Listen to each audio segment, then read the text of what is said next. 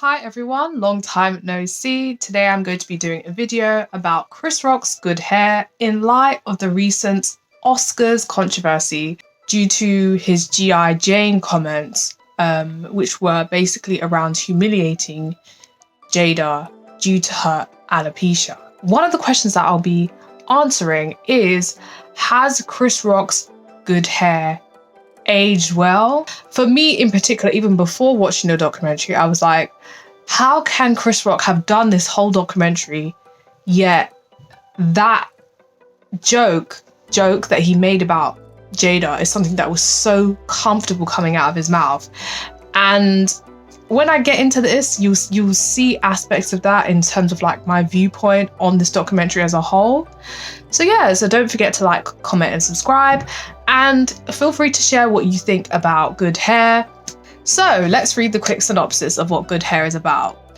A key sort of factor or motivation in making this documentary is Chris Rock's daughters, so Lola and Zahara, and it sort of starts off with footage of his children playing, and in a voiceover, Chris Rock tells us about his daughter's experiences, of texturism and anti-blackness, effectively.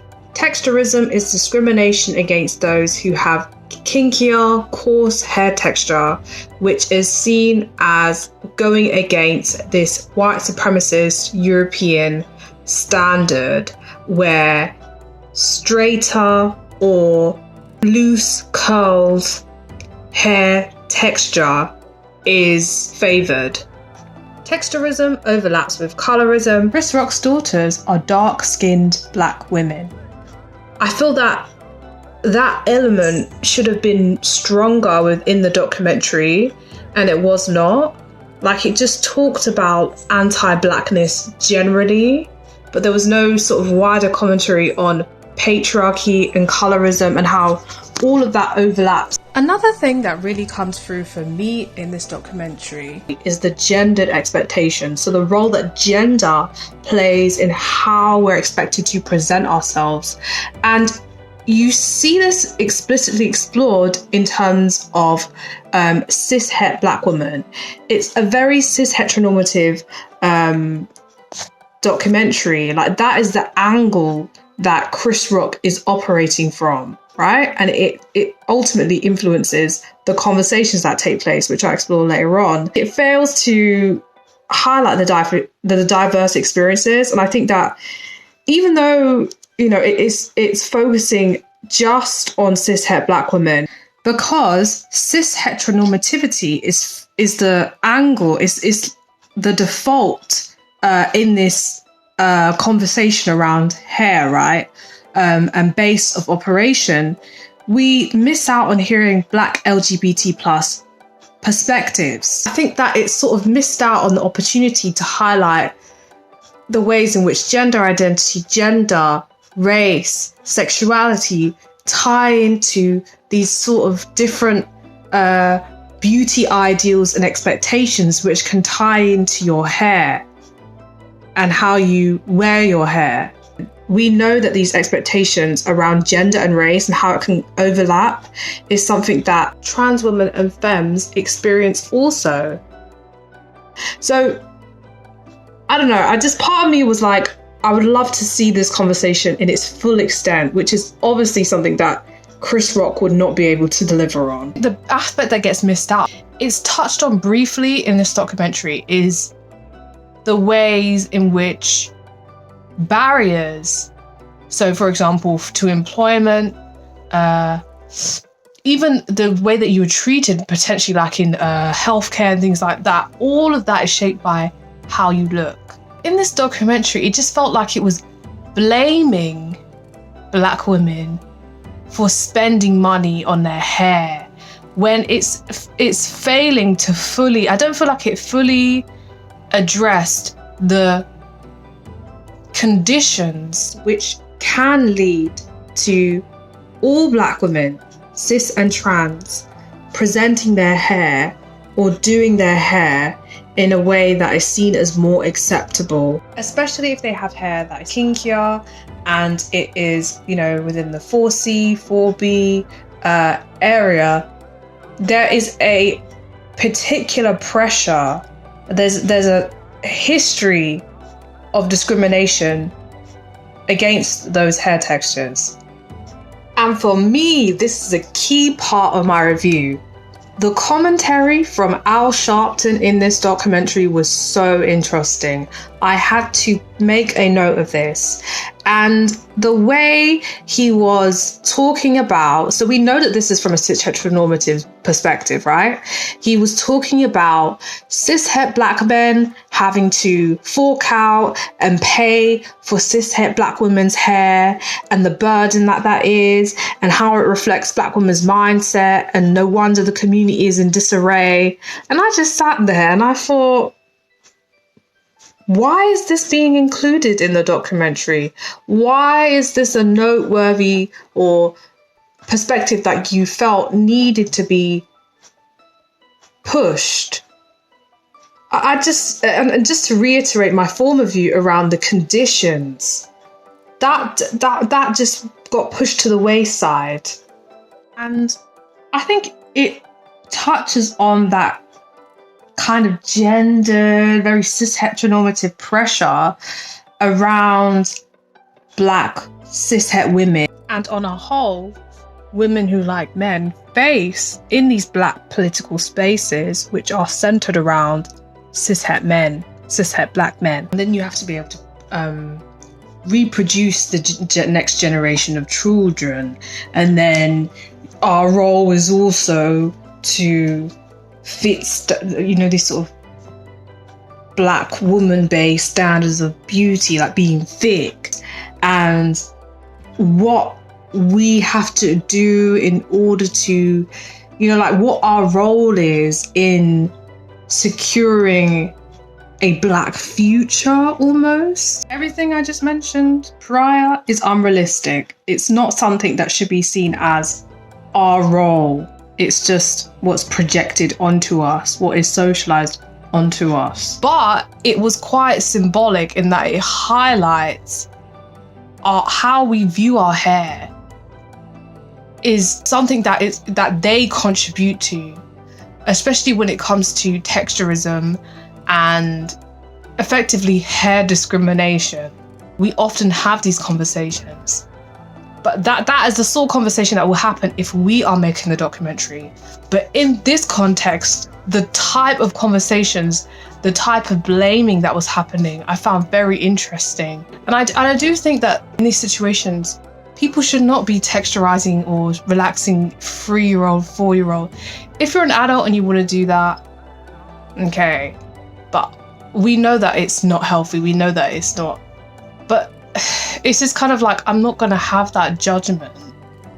And it's just really important to recognize that white supremacy is at the root of our relationship to our hair. And it's kind of like intergenerational. Like, even when I think about my relationship to my hair, it's something that my mom passed down to me because she also had a struggle and relationship with her hair. And then her mother had a different hair texture to her. She had I'm assuming like maybe 3C or whatever. So she had looser curls. So then you see how there's kind of like that isolation. There's that attitude that your hair is difficult and thing. And it's like this emphasis on hair growth, hair length, it's very white supremacist. And it's all stemming from a very, this white femininity. And that's what, to bring it back to Jada, with Chris Rock making that joke, which is basically, in other words, calling her bald-headed.